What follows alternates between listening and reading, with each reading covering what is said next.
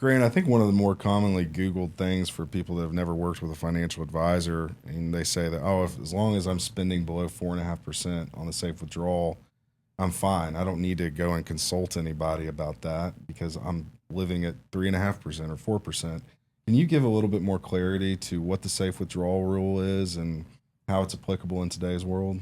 Yeah, absolutely. I think the 4% safe withdrawal rate research, that's a great place to start.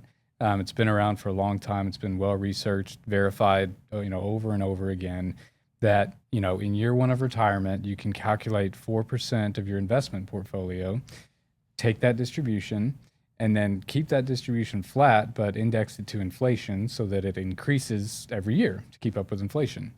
That's the basic premise. There are, steps you need to take to ensure that it works. Maintaining enough equity exposure is one of those things.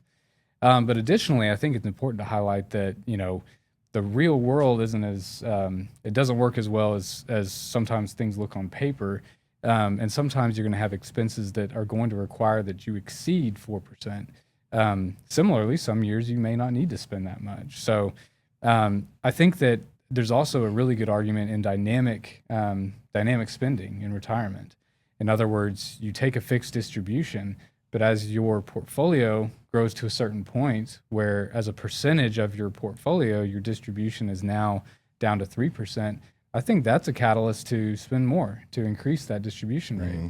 Similarly, if your distribution rate, if the value of your investments drops to a point where your distribution rate is now 6.5% of your investments, that's a green light to cut spending.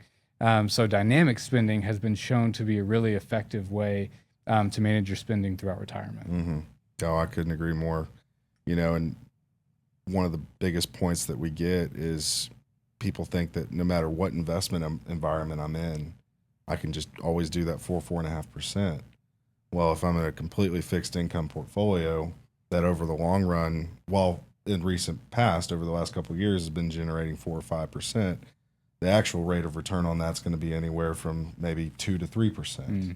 Well, if I'm only generating 2 to 3%, but I'm withdrawing 4 to 4.5% because I'm not actively invested in a stock market that's going to be the catalyst for my growth, you start to eat into that principle a lot more quickly than you would in any other scenario. Right.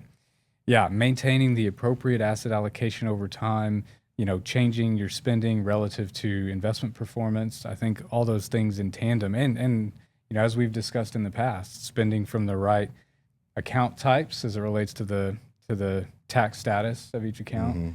A lot of this is really making good decisions on a bunch of different factors at the same time year after year. Yeah.